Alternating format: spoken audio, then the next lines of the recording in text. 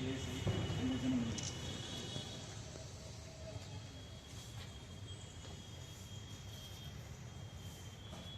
call, side please.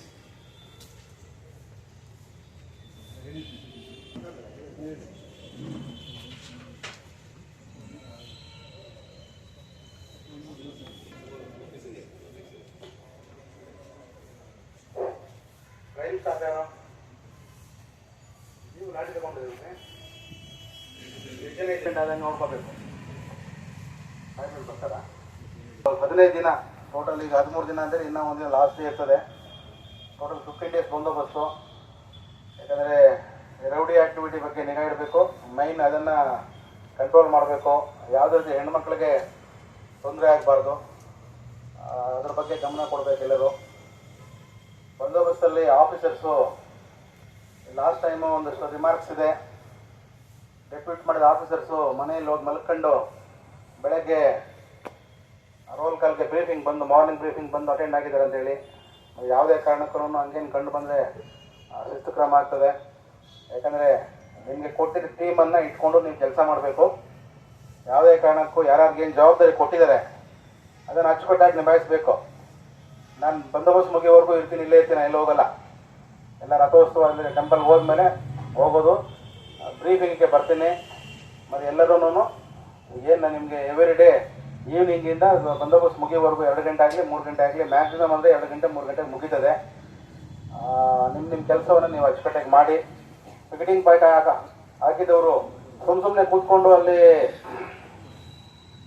ನಮ್ಮದು ಬರೀ ಆ ಪಿಕೆಟಿಂಗ್ ಪಾಯಿಂಟ್ಗೆ ನಮ್ಮದು ಕೆಲಸ ಅಂತ ಹೇಳಿ ನೀವು ಹಂಗಿರಬಾರ್ದು. ಈ ಕಡೆ ನಿಮ್ಮದು 100 ಮೀಟ್ರು, ಈ ಕಡೆ 100 ಮೀಟ್ರ್ ನೀವು ನೋಡ್ಕೋಬೇಕು. ಪ್ರತಿಯೊಂದನ್ನು ಅಬ್ಸರ್ವ್ ಮಾಡಬೇಕು. ಹಾಗಾಗಿ ಎಲ್ಲ ಕೆಲಸ ಮಾಡಿ.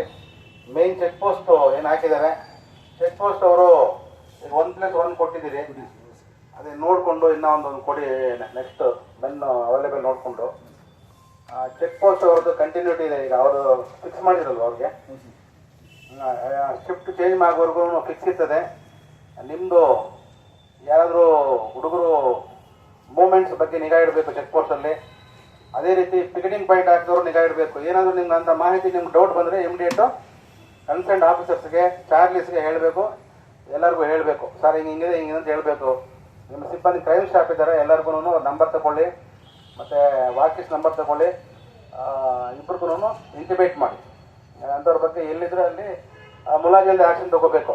ಯಾವುದೇ ಕಾರಣಕ್ಕೂ ನಮ್ಗೆ ಯಾಕೆ ಬಿಡಿ ಅನ್ನೋದು ಭಾವನೆ ಬೇಡ. ಮತ್ತು ಅಲ್ಲೇನಾದರೆ ಮತ್ತು ನೀವು ಅಲ್ಲಿ ಮಾಹಿತಿ ಕೊಟ್ಟಿಲ್ಲ ಅಂದರೆ ನಿಮ್ಮದು ರೆಸ್ಪಾನ್ಸಿಬಿಲಿಟಿ ಆಗ್ತದೆ.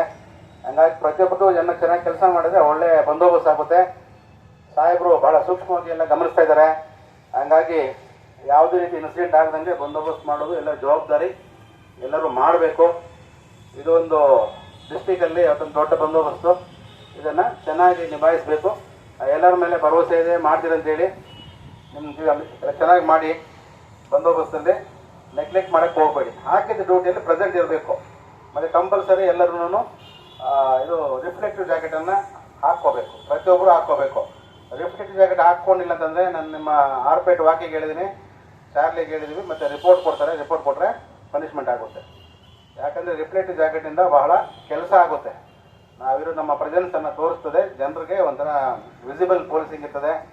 ಹಾಗಾಗಿ ಅದನ್ನು ಎಲ್ಲರೂ ಕ್ಯಾರಿ ಮಾಡಿ ಎಲ್ಲರೂ ಹಾಕ್ಕೊಳ್ಳಿ. ಈಗೇನು ಚಳಿಗಾಲ ಏನಿಲ್ಲ. ಮತ್ತು ಮೊನ್ನೆ ಎಲ್ಲ ಚಳಿಗಾಲ ಇತ್ತು, ಸ್ವಲ್ಪ ಸಣ್ಣ ಪುಟ್ಟ ಎಕ್ಸಾಮ್ಷನ್ ಇತ್ತು. ಈಗ ಬೇಸಿಗೆ ಬಂದಿದೆ. ದಯವಿಟ್ಟು ಎಲ್ಲರೂ ಜಾಗ ಹಾಕ್ಕೊಳ್ಳಿ. ಎಲ್ಲರೂ ಗೊತ್ತು. ಟೆಂಪಲಲ್ಲಿರೋರು ನೈಟ್ ಡ್ಯೂಟಿ ಅವರು ಮತ್ತು ಡೇ ಡ್ಯೂಟಿ ಅವರು ಕಂಪಲ್ಸರಿ ಅವ್ರು ಯಾರು ಇನ್ಚಾರ್ಜ್ ಕೊಟ್ಟಿದ್ದಾರೆ ಅವ್ರು OP ಇನ್ಚಾರ್ಜ್ ಇರ್ತಾರೆ. ಅಲ್ಲಿ ನೀವೆಲ್ಲ ನೋಡ್ಕೋಬೇಕು. ಎಲ್ಲ ಮುಗಿಯೋವರೆಗೂ 24 ಅವರ್ಸು ಬೆಳಗ್ಗೆ 8ರಿಂದ ಸಂಜೆ 8, ಸಂಜೆ 8ರಿಂದ ಬೆಳಗ್ಗೆ 8 ಗಂಟೆವರೆಗೂ ಎಲ್ಲಿ ಯಾವ ಟೈಮ್ ಕೊಟ್ಟೆ ಆ ಟೈಮ್ಗೆ ನೀವು ಬಂದು ರಿಲೀವ್ ಆಗಬೇಕು. ಇನ್ನೊಂದು ಸ್ಟಾಫಲ್ಲಿ ಪ್ರೆಸೆಂಟ್ ಇರಬೇಕು. ಯಾವುದೇ ಕಾರಣಕ್ಕೂ ಅಲ್ಲಿ ಮೆನ್ ಇಲ್ಲದೆ ಇರಬಾರ್ದು. ಅಲ್ಲಿ ಯಾರು ಹಾಕಿರ್ತಾರೆ ಆ ASI ಅವ್ರದ್ದು ರೆಸ್ಪಾನ್ಸಿಬಿಲಿಟಿ. ವಾಕಿ ಮತ್ತು ಚಾರ್ಲಿ ಅವರು ಎನಿ ಟೈಮ್ ಎಲ್ಲೇ ಇರ್ತಾರೆ. ನೀವು ಎನಿ ಟೈಮ್ ಬೇಕಾದ್ರೆ ಕಾಲ್ ಮಾಡಿ, ಎಲ್ಲೇ ಇದ್ರೂ ಬರ್ತಾರೆ. ಅದೇ ರೀತಿ ಔಟ್ಸೈಡ್ ಈಗ ಔಟ್ಸ್ಕರ್ಟ್ ಚೆಕ್ ಪೋಸ್ಟ್ ಅವರು ಏನಾದರೂ ಮೂಮೆಂಟ್ಸ್ ಇದ್ದರೆ ಇಮಿಡಿಯೇಟು ಮಾಹಿತಿಯನ್ನು ಕೊಡಬೇಕು. ನೀವು ಅದನ್ನು ಇದು ಮಾಡಿ. ಎಲ್ಲ ಆಫೀಸರ್ಸ್ ಇರ್ತಾರೆ. ಈಗ ಮಾರ್ಕಂಡೆ ಇರ್ತಾರೆ, ಮತ್ತು ನವೀನ್ ಇರ್ತಾರೆ, ರಂಗಸ್ವಾಮಿ ಇರ್ತಾರೆ. ಇವತ್ತು ಇಂಪಾರ್ಟೆಂಟ್ ಬಂದಿದ್ದಾರೆ. 3 ದಿನಕ್ಕೆ ಆಫೀಸರ್ಸ್ PSI ಚೇಂಜ್ ಮಾಡ್ತೀವಿ. ಈಗ ಒಂದು ಎಷ್ಟು ದಿನಕ್ಕೆ ಚೇಂಜ್ ಮಾಡ್ತೀವಿ? PSI ಚೇಂಜ್ ಮಾಡಿ ಮತ್ತು ರೊಟೇಷನ್ ಮಾಡ್ತೀವಿ.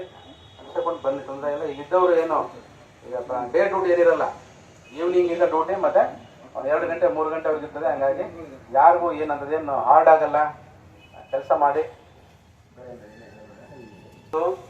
ಏನಾದರೂ ಗ್ರೀವೆನ್ಸ್ ಇದ್ರೆ ಹೇಳ್ಬೋದು. ಏನಾದರೂ ನಿಮ್ಗೆ ಏನಾದರೂ ಆರೋಗ್ಯ ಸಮಸ್ಯೆ ಇದ್ರೆ ಮಾಹಿತಿ ಕೊಡಿ. ಯಾಕಮ್ಮ ನಷ್ಟ ಇದೆಯಾ, ಯಾಕೆ ಏನಾದರೂ ಆಗಿದ್ರೆ ಪ್ರಿವೆಂಟ್ ಮಾಡಬೇಕು, ನಮ್ಮ ಕೆಲಸನೇ ಅದು. ಲಾಸ್ಟ್ ಇಯರು ಇನ್ಸಿಡೆಂಟ್ ಯಾವುದೂ ಆಗಿಲ್ಲ, ಮೆರವಣಿಗೆ ಟೈಮಲ್ಲಿ ಆಗಲಿ ಬೇರೆ ಟೈಮಲ್ಲಿ ಬೇರೆ ಇನ್ಸಿಡೆಂಟ್ ಆಯಿತು, ಕೇಸ್ಗಳಾಯಿತು, ಅದರಿಂದ ಸ್ವಲ್ಪ ಸಮಸ್ಯೆ ಆಯಿತು.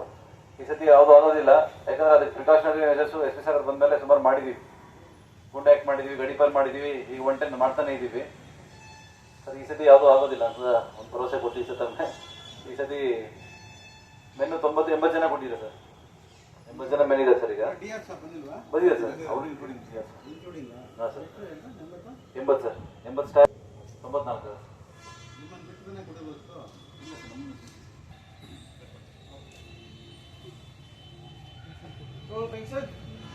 Roll call, break up.